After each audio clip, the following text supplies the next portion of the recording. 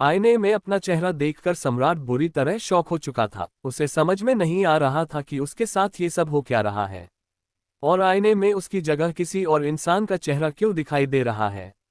सम्राट का दिमाग यही सोच सोच के फटा जा रहा था और वह अपना सिर पकड़ के कहता है, आखिर ये सब क्या हो रहा है मेरे साथ। वो अभी इसी बारे में सोच रहा था, पर जब उसे कुछ समझ नहीं आता तो वो तुरंत बाथरूम से बाहर निकल अपने चारों तरफ हर एक चीज को गौर से देखने लगता है। उसी समय उसकी नज़र वहीं साइड में रखी एक छोटी सी अलमारी के ऊपर जाती है, जिसे देखकर वह तेजी से उस अलमारी के पास जाकर उसे खोलकर उसमें कुछ ढूंढने लगता है। लेकिन उसे उस अलमारी के अंदर भी कुछ नहीं मिलता, सिवाय कुछ पुराने कपड़ों के अलावा। उन कपड़ों में से भी कुछ का तो कलर भी पूरी तरह से उतर चुका था।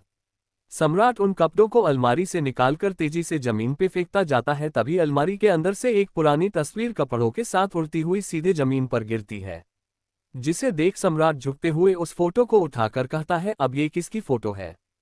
चलो यार देख लेता हूँ, क्या पता मुझे इस फोटो से कुछ पता चल जाए। ये सब कहते हुए वो गौर से उस फोटो को देखने लगता है। वह फोटो काफी ज्यादा पुरानी थी और पूरी तरह से साफ भी नहीं थी।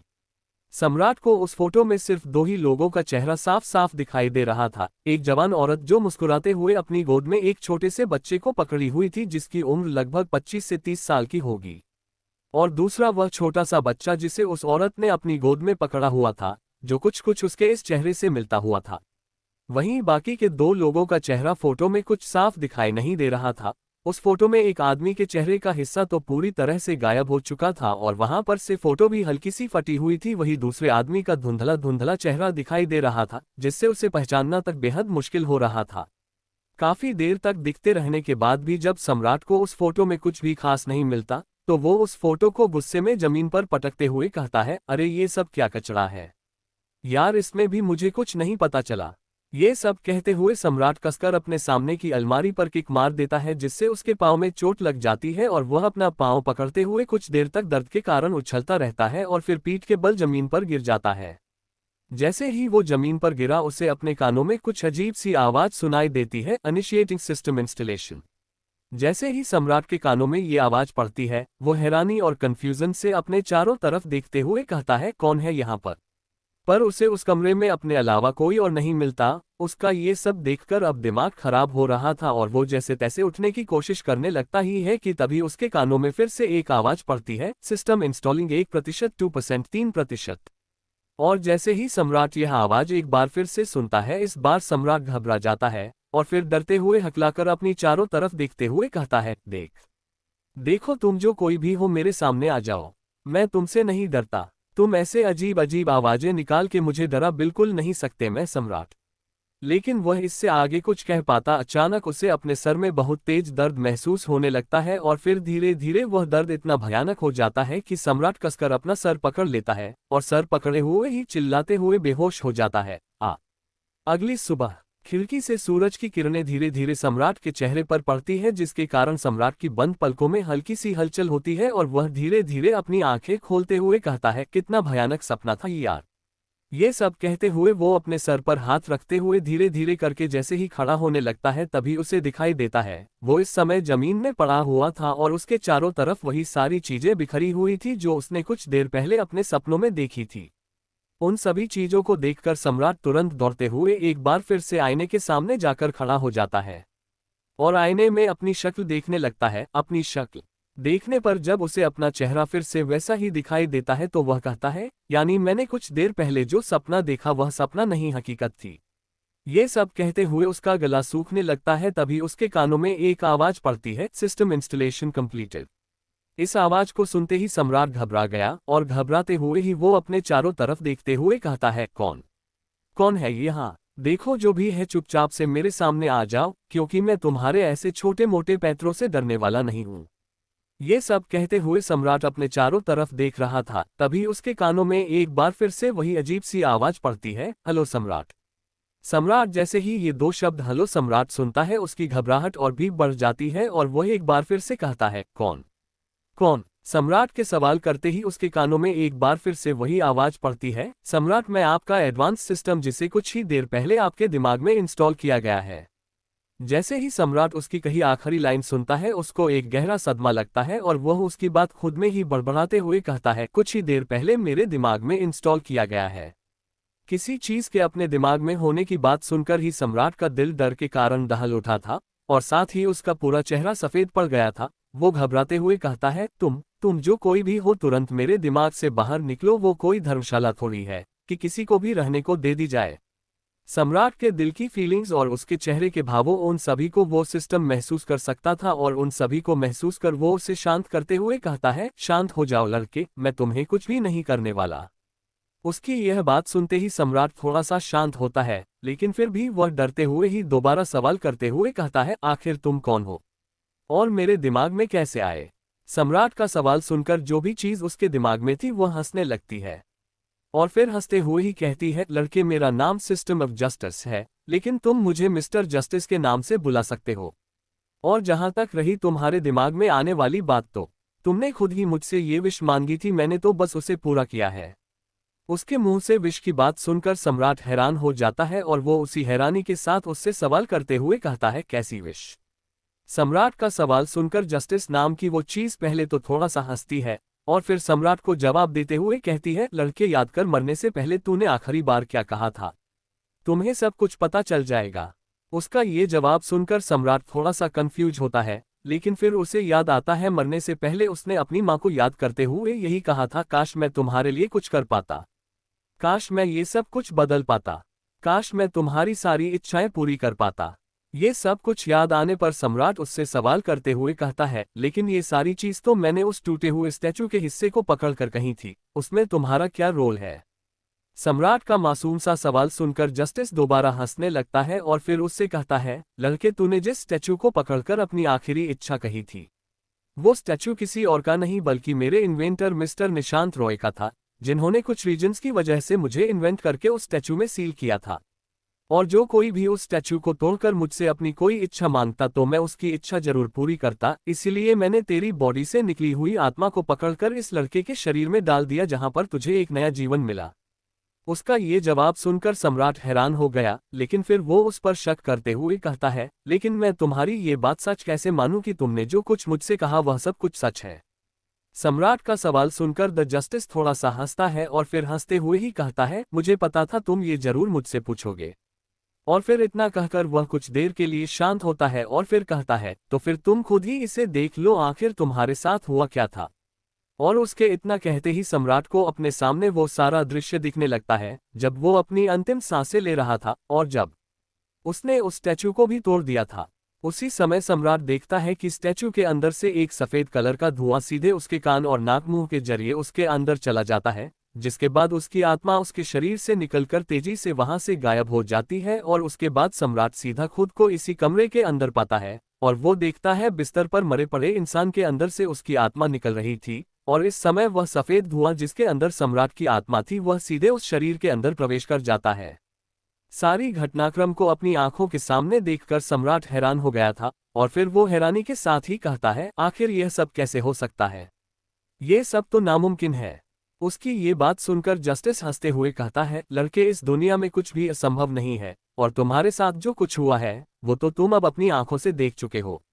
अब जब तुम्हें नया जीवन मिल ही चुका है तो अब तुम्हें विश के मुताबिक एक सौदा भी पूरा करना होगा, जो मैं तुम्हें करने को कहूंगा। उसकी यह बात सुनकर सम्राट कुछ कंफ्यूजन के साथ उससे सवाल करते हुए कहता है, कैसा काम? सम्राट का सवाल सुनकर जस्टिस थोड़ा सा हंसता है और उसे जवाब देते हुए कहता है, इन सारे सवालों के जवाब तुम्हें बहुत जल्द मिल जाएंगे। अभी के लिए तुम सिर्फ इतना जान लो, तुम्हें उन सभी मासूम लोगों को न्याय दिलाना होगा जो न्याय के लिए दर दर भटकते रहते हैं और अंत में थक हार कर या तो सुसाइड कर लेते हैं या फिर बुराई के रास्ते पर चलने लगते हैं। तुम्हें उन सभी को न्याय दिलाना होगा और उन्हें दोबारा अच्छाई के रास्ते पर लेकर आना होगा। इन सभी कामों में मैं तुम्हारा साथ दूंगा और तुम्हें इन सभी कामों का एक अच्छा सा रिवॉर्ड भी दूंगा। उसकी सारी बातें सुनने के बाद सम्राट उससे कहता है, अगर मैं ऐसा ना करूं तो? उसका जवाब सुनकर जस्टिस फिर से एक बार हंसता है और फिर कहता है, मुझे पता था तुम यही जवाब दोगे। और उसके इतना कहते ही अचानक से सम्राट को एक जोरदार बिजली का झटका लगता है, जिससे उसका पूरा चेहरा किसी जले हुए कोयले की तरह काला पड़ जाता है। साथ ही उसके बाल भी खड़े हो जाते हैं जिनमें से अभी भी शॉक वेव निकल रही थी। वह झटका लगते ही सम्राट धम से जमीन पर गिरता है और कहता है, ये सब क्या था? और तुमने मेरे साथ यह सब क्यों किया? उसका सवाल सुनकर जस्टिस हंसते हुए उसे जवाब देता है, मैं तो तुम्हारे सवाल का तुम्हें जवाब दे रहा था कि यदि तुम मेरा कहा हुआ काम नहीं करते तो तुम्हारे साथ क्या हो सकता है। उसकी बात सुनकर सम्राट बिजली के झटके से कांपते हुए ही कहता है, ये सारी चीजें तुम मुझे अच्छे से समझा भी तो सकते थे। सम्राट की बात सुनकर जस्टिस शैतानों की तरह हंसते हुए कहता है, लड़के तुम सीधी तरीके से बात को समझने वालों में से नहीं हो, तुम्हारे लिए उंगली टेढ़ी ही करनी पड़ती है। इसीलिए मैंने उंगली टेढ़ी करके तुम्हें समझाया। उसका जवाब सुनकर सम्राट का तो दिमाग ही खराब हो गया और वो उसे गाली देते हुए मन में कहता है, हरामी की औलाद कहीं का, ये बता तो ऐसे रहा है जैसे इसने कोई महान काम कर दिया हो मुझे बिजली का झटका देकर। लेकिन उस बेचारे को कहाँ पता था, उसके दिल की बातें भी जस्टिस साफ सुन सकता था। और जैसे ही सम्राट की बात पूरी होती है, जस्टिस उससे कहता है, लड़के अगर तुम्हें लगता है मैंने कोई महान काम नहीं किया तो मैं तुम्हें मुझे गाली देने के रिवॉर्ड में एक और बिजली का झटका दे सकता हूँ। इतना कहकर जस्टिस फिर से हंसने लगता है। वहीं उसके अपनी मन की बातों को भी सुन लेने की वजह से सम्राट शौक में था और उसी शौक में कहता है, क्या तुम मेरे मन की बात भी सुन सकते हो? सम्राट का सवाल सुनकर जस्टिस हंसते हुए कहता है, लड़के अब तुम्हें इसमें इतना शौक होने की कोई जरूरत नहीं, मैं तुम्हारे आत्मा से जुड़ चुका हूं और अब तुम जो कुछ भी सोचोगे, करोगे या करना चाहोगे वह सब कुछ मुझे पहले से पता चल जाएगा। और फिर क्या था, सम्राट बेचारे का ये बात सुनते ही चेहरा उतर गया और उसकी पूरी बात सुनने के बाद वो आगे उससे कुछ नहीं कहता। वही जस्टिस अब इस टॉपिक को और ना खींचता हुआ तुरंत टॉपिक बदलकर कहता है, लड़के अब बहुत सारी बातें हो गई, चलो सबसे पहले मैं तुम्हें इस लड़के की इन्फॉर्मेशन देता हूं ताकि तुम जान सको तुम अब किसके शरीर में हो।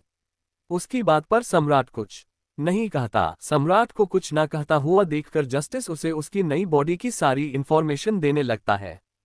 और फिर तभी सम्राट को अपने दिमाग में एक जोर का झटका लगता है, जिसके साथ उसे अपने दिमाग में काफी सारी इन्फॉर्मेशन आती हुई दिखाई देने लगती है, जिन्हें पढ़ते हुए सम्राट कहता है, नाम सम्राट सिंह राठौड़, उम्र 26 साल, एक अनाथ लड़का जो अपना घर चलाने के लिए एक प्राइवेट डिटेक्टिव एजेंसी में काम करता है। इसके बाद सम्राट उसकी सारी इन्फॉर्मेशन पढ़ने लगता है तो उसे पता चलता है सम्राट पिछले 3 साल से इस डिटेक्टिव एजेंसी में काम कर रहा था, जिसमें उसे नैना नाम की एक लड़की से प्यार हो जाता है और सम्राट उसे एक दिन प्रपोज भी कर देता है, जिस पर नैना भी उसके साथ रिलेशन में आने के लिए तैयार हो जाती है। लेकिन कल जब सम्राट अपने ऑफिस से निकल रहा था उसी समय उसने अपने एक कलीग रुद्र सिंह के साथ अपनी गर्लफ्रेंड नैना को देखा और फिर जब उसने नैना से इस बारे में पूछा तो नैना ने उसकी बुरी तरह बेइज्जती कर दी और उसे नकारा निकम्मा इंसान बोलकर उससे अपना सारा रिश्ता तोड़ दिया और रुद्र के साथ चली गई। इन सभी सदमों के कारण सम्राट ने कल रात इतनी ड्रिंक कर ली कि ओवर ड्रिंक की वजह से उसकी जान चली गई। इस बॉडी की सारी इन्फॉर्मेशन पढ़ने के बाद सम्राट को ये बॉडी वाले शख्स की कहानी सेम अपने जैसे ही लगती है, जिस तरह इस शख्स को इसकी गर्लफ्रेंड ने धोखा दिया और जिस वजह से उसे अपनी जान गंवानी पड़ी, वहीं उसे उसकी ही गर्लफ्रेंड ने जान से मार दिया था। सारी बातें याद करते हुए सम्राट इस बॉडी वाले शख्स को वादा करते हुए कहता है, दोस्त मैं तुम्हारे साथ हुई नाइंसाफी का बदला उन लोगों से लेकर रहूंगा। इतना कहकर वो कंफ्यूजन के साथ कहता है, जस्टिस तुमने मुझे इसके बारे में इन्फॉर्मेशन तो दे दी, लेकिन इन्फॉर्मेशन में इसके परिवार या फिर इसके किसी भी रिलेटिव की किसी भी प्रकार की कोई भी इन्फॉर्मेशन नहीं है, ऐसा क्यों? सम्राट का सवाल सुनकर जस्टिस उसे जवाब देकर कहता है, लड़के इसके बारे में मैं तुम्हें अभी कुछ नहीं बता सकता, तुम्हारे सभी सवालों का जवाब तुम्हें वक्त आने पर मिल जाएगा। जस्टिस का जवाब सुनकर सम्राट कुछ कह पाता इससे पहले ही कोई उसके कमरे का दरवाजा खटखटाने लगता है और बाहर से ही चिल्लाकर कहता है, अबे ओ ए सम्राट, क्या अब तक सोया ही हुआ है? जरा टाइम देख ले, 9 बजने को आया है और तू अब तक सोया हुआ है। बेटा फटाफट जाग जा, क्योंकि अगर तू आज भी लेट पहुंचा तो अधिराज सर तुझे आज पक्का कोई ना कोई पनिशमेंट जरूर दे देंगे। ये सब कहते हुए कमरे के बाहर वाला शख्स वहां से चला जाता है। उसकी सारी बातें सुनने के बाद सम्राट कुछ देर तक और जस्टिस से बात करता है, जिसके बाद वह अलमारी से अपने एक जोड़ी कपड़ों को निकालकर उन्हें पहन लेता है और ऑफिस के लिए निकल जाता है। सम्राट का ऑफिस लखनऊ के एक पॉश एरिया में था, जहां चारों तरफ काफी चहल पहल थी। वहीं उसका ऑफिस एक बहुत बड़ी बिल्डिंग के 26वें माले में बना हुआ था। सम्राट जैसे ही अपने ऑफिस में पहुंचता है, कई सारी नजरें उसके ऊपर हो जाती हैं और उसे देखकर आपस में कुछ लोग फुसफुसाने भी लगते हैं, पर सम्राट उन सभी पर कोई ध्यान न देते हुए तेजी से अपने कैबिन की तरफ चला जाता है। इतने में ही 2 लोग उसका रास्ता रोकते हुए सम्राट के हाथों से उसका बैग छीनते हुए कहते हैं, अरे देखो तो कौन आया है, हमारे महान डिटेक्टिव सम्राट सिंह राठौर। और उसके इतना कहते ही उसके साथ आया दूसरा शख्स कहता है, अरे अक्षय, ये तो शायद वही सम्राट है ना, जिसकी गर्लफ्रेंड नैना इसे छोड़कर हमारे ऑफिस के ही रुद्र के साथ रिलेशन में आ गई। जिसके जवाब में अक्षय नाम का वह शख्स कहता है, अरे रवि, तूने बिल्कुल सही कहा, ये वही सम्राट है, हमारे ऑफिस का सबसे नकारा निकम्मा डिटेक्टिव। और तू ही बता यार, नैना जैसी खूबसूरत लड़की इस जैसे निकम्मे इंसान के साथ क्यों रहेगी, जो कोई भी काम ढंग से नहीं कर पाता है। इतना कहकर वो हंसने लगता है। वहीं रवि नाम का वो शख्स जो अक्षय के साथ आया था, उसकी बात सुनकर वह भी हंसते हुए कहता है, तूने सही कहा भाई, भला नैना जैसी खूबसूरत लड़की इस जैसे निकम्मे के साथ क्यों ही रहेगी। उन दोनों की बात सुनकर भी सम्राट उन पर कोई ध्यान नहीं देता और उन दोनों से अपना बैग छुड़ाते हुए अपने केबिन की तरफ जाने लगता है। उसे इस तरह खुद को इग्नोर करते हुए देख अक्षय उसके ठीक सामने आकर अकड़ के साथ कहता है, क्यों बे सम्राट, कुछ ज्यादा ही चर्बी चढ़ गई है तुझे, जो हमें इस तरह इग्नोर मार रहा है। लगता है तेरी अकल ठिकाने लगानी पड़ेगी।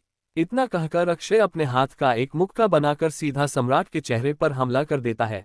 लेकिन इससे पहले उसका मुक्का सम्राट को लगता, इससे पहले ही सम्राट उसका हाथ पकड़कर अपनी सर्द निगाहों से उसे घूरते हुए कहता है, बेटा, ये गलती करने की भूल दोबारा मत कर देना, वरना मैं तेरा हाथ तोड़कर तेरे दूसरे हाथ में दे दूंगा, समझा, चल अब हट मेरे रास्ते से।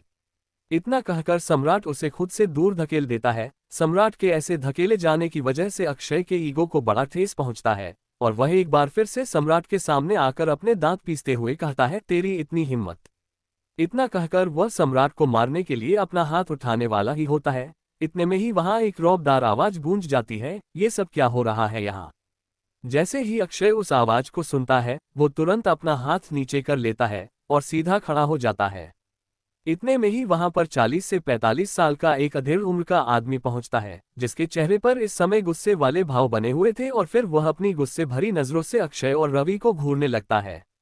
उस बूढ़े व्यक्ति की नजरें अपने ऊपर देखकर अक्षय तुरंत अपना हाथ सम्राट के कंधे पर रखते हुए कहता है, अधिराज सर, मैं तो बस सम्राट के साथ एक केस के सिलसिले में डिस्कस कर रहा था, है ना सम्राट। अपनी आखिरी लाइन कहते हुए वह सम्राट को ऐसे घूर रहा था जैसे अपनी नजरों से ही कह रहा हो, बेटा, अगर तू अपनी खैरियत चाहता है तो मेरी हाँ में हाँ मिला।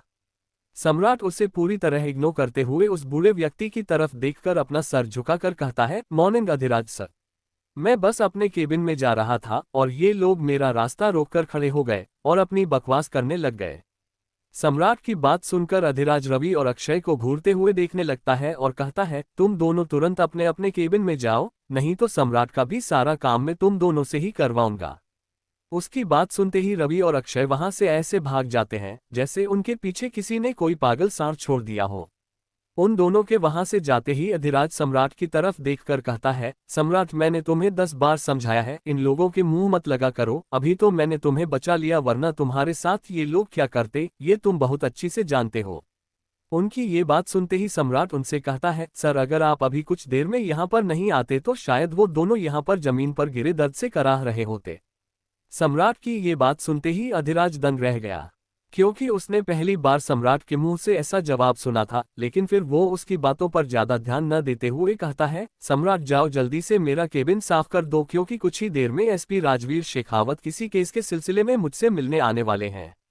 और हाँ, इस बात का खास ध्यान रखना, वहां रखी किसी भी फाइल से कोई छेड़छाड़ न हो, क्योंकि वह सारी फाइलें इसी केस की हैं।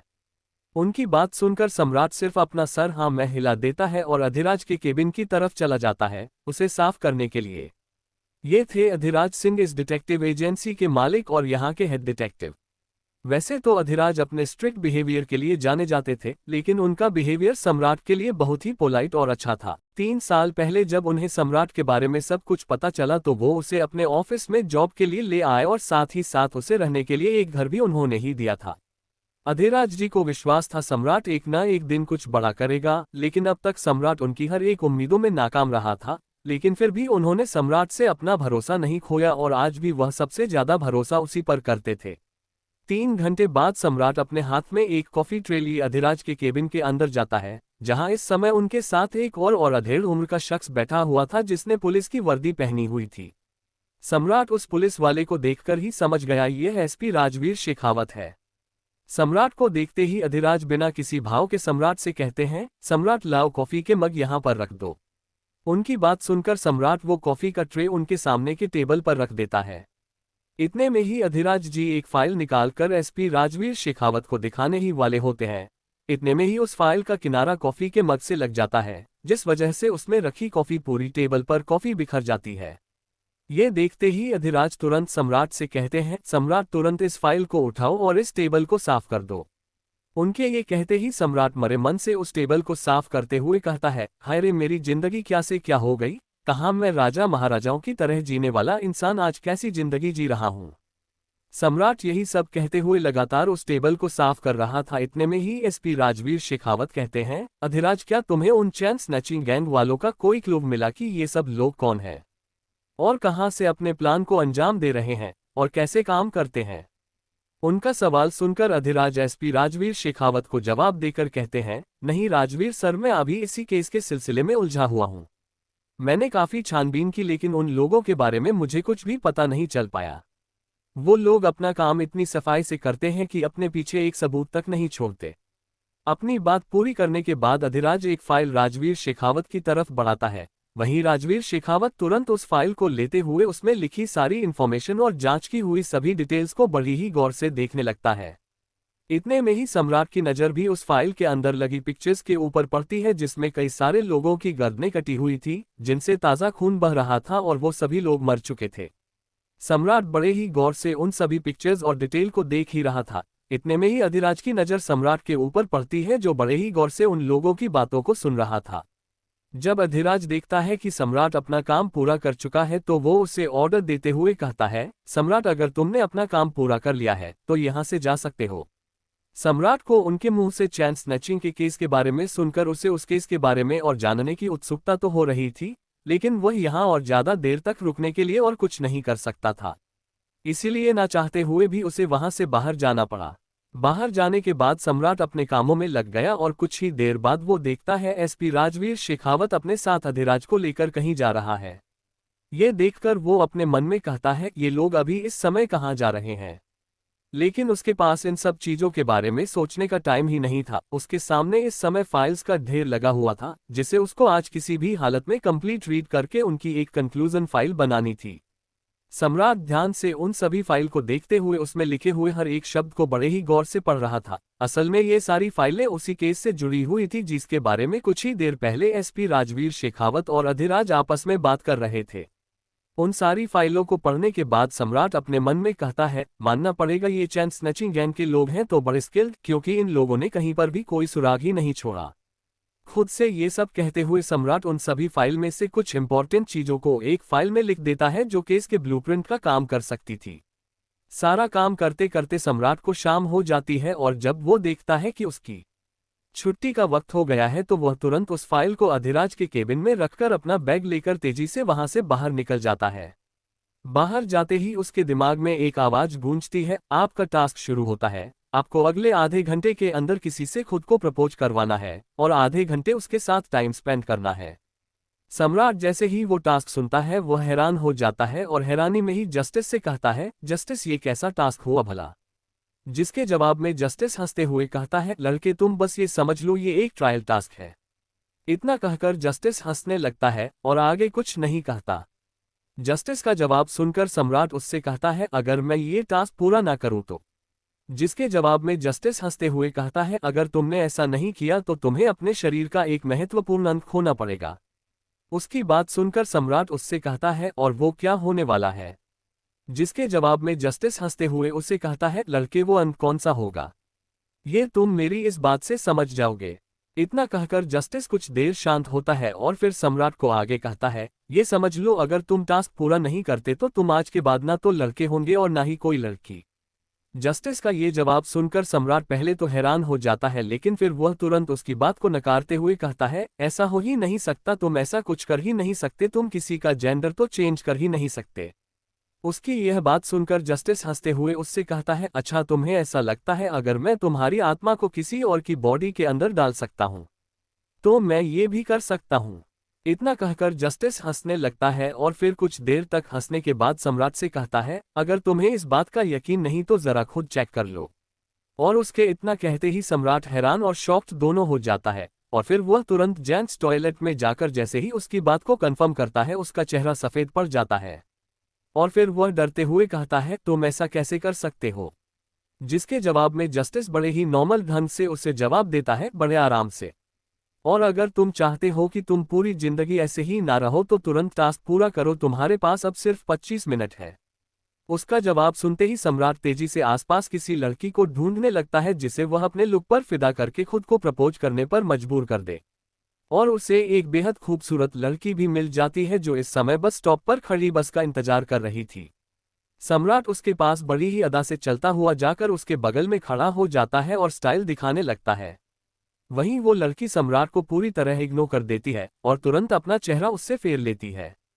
ये देखकर सम्राट एक बार फिर से उसके ठीक सामने जाकर दोबारा से अपने लुक का जादू चलाने की कोशिश करता है, लेकिन इस बार उसे उस लड़की की तरफ से प्रपोजल तो नहीं मिलता मगर एक जोरदार चांटा जरूर मिल जाता है, जिसकी वजह से उसके गालों पर उसी लड़की के हथेली का निशान छप जाता है।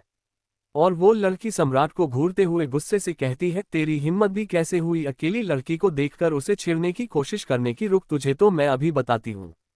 इतना कहकर वो लड़की अपनी हिल्स उतारकर उससे सम्राट को मारने ही वाली होती है। इससे पहले ही सम्राट वहां से तुरंत भाग जाता है। वहां से कुछ दूर भागने के बाद सम्राट बुरी तरह हांफते हुए एक सुनसान गली में खड़ा होता है और तभी उससे नोटिफिकेशन आता है कि अब उसके पास सिर्फ 15 मिनट बचे हैं। नोटिफिकेशन देखते ही सम्राट परेशान हो जाता है और वो अपने चारों तरफ देखने लगता है। तभी उसे अपने सामने एक कार थोड़ी हिलती हुई दिखाई देती है और साथ ही कार से अजीब अजीब आवाजें भी आ रही थी, जिसे देखकर सम्राट के चेहरे पर एक शातिर मुस्कान आ जाती है। कुछ ही देर बाद एक बहुत ही खूबसूरत लड़की एक बस स्टॉप पर खड़ी होती है। वो लड़की इतनी खूबसूरत थी कि उसे देखकर खुद स्वर्ग की परी तक शर्मा जाए। वो लड़की अभी बस का इंतजार कर ही रही होती है, इतने में ही एक चमचमाती कार आकर उसके ठीक सामने रुकती है और ड्राइविंग सीट पर बैठा हुआ शख्स धीरे से अपनी तरफ का विंडो डाउन करते हुए उस लड़की की तरफ देखकर कहता है, excuse me miss, may I help you? जिसके जवाब में वो लड़की धीरे से चलते हुए उस कार की विंडो के ठीक सामने आकर हल्का सा झुककर मर्दाना आवाज में कहती है, हेलो हैंडसम। लेकिन फिर इतना कहते ही वो तुरंत अपना गला साफ करते हुए अपनी आवाज को बेहद सॉफ्ट और सिडक्टिव बनाते हुए कहती है, हेलो हैंडसम, क्या आप मुझे थोड़ा आगे तक ड्रॉप कर देंगे? लड़की के लिफ्ट मांगते ही वो कार ड्राइव कर रहा लड़का काफी ज्यादा एक्साइटेड हो जाता है और वो तुरंत दूसरी तरफ का दरवाजा खोलते हुए कहता है, yes why not miss beautiful.